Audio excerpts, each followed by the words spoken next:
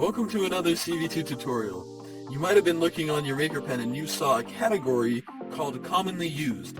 We're going to go over all those chips and show you how they're commonly used in your day-to-day circuiting. Okay, so this is a circuit board. You can make your circuits nice, small, neat, and compact for everyone else to see neatly. So you could take things from the outside, inside, and you could take things inside to outside by configuring it, add a function, and then adding your inputs and outputs. This is a common chip. To use it, simply configure it, and inside of the common chip, you can rename it and set it to whatever you want. You can also add a comment to be above the chip. To see the comment, hover over the chip, and it'll pop up right above like so. If you don't want to have to hover over it, configure it and check on always on. This is the if chip. It takes an input, and if the condition is true, it'll run this, it'll run the then. If the condition is false, it'll run the else output. It's good for checking if something is true or not. This is a delay chip. You can send the input into it and it'll come out of the output immediately. You can set a delay on it for however long you want. I put it for 3 seconds and it'll come out of the delay chip 3 seconds later. If the delay is currently happening and you want to stop, send a cancel and it'll go through, cancel it, and come out the cancel port. This is the if chip, but with data. Basically how it works is if Boolean is true, it will take your data and output it through here. If it is false, it'll take this input of data and output it through there. Pretty simple. This is the 2-string chip.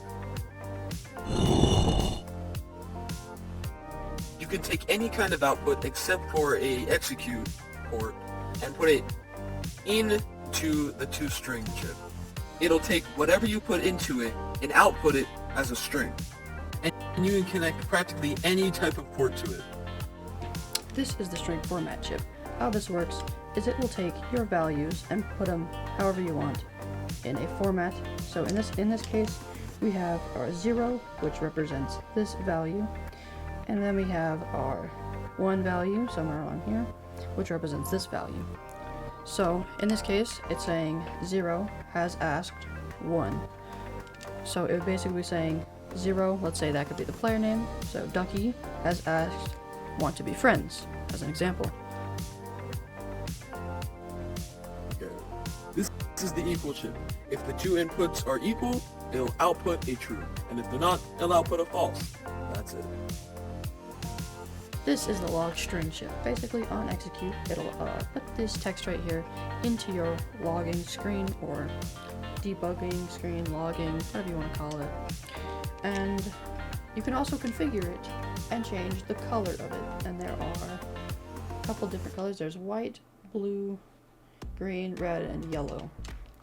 And then for example, just to show you, if we bring up our button and we bring up our text screen, then we can connect our execute to our pressed, and when we push this, it will output something broke. And if we want to change the color, like so, just by configuring, we'll change it to green. It will output a green color. You can see that there. So that's basically what that chip does. Review of the commonly used chips. You might use this a lot, and you might not use it at all, but now you know how to use each chip efficiently and effectively.